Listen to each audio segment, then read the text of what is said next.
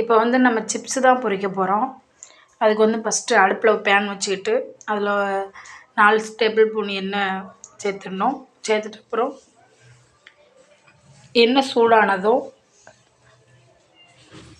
நம்ம ரெடி பண்ணி வச்சுருக்க சிப்ஸை ஒவ்வொன்றா எடுத்து எண்ணெயில் போடணும்.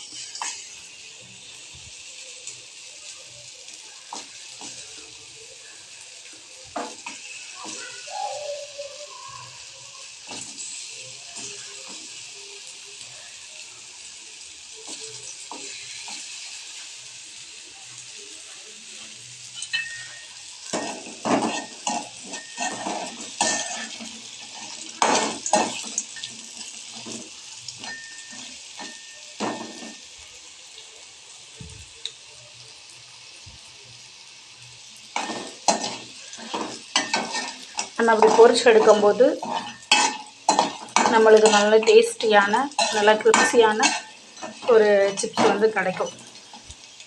ஒரு 5 நிமிஷம் நல்லா எண்ணெயிலே பரட்டி எடுக்கணும்.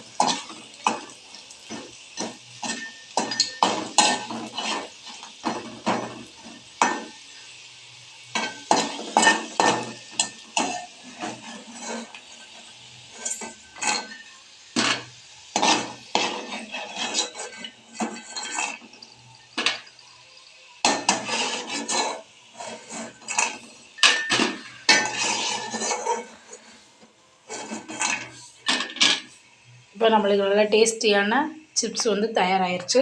வாங்க சாப்பிட்லாம்.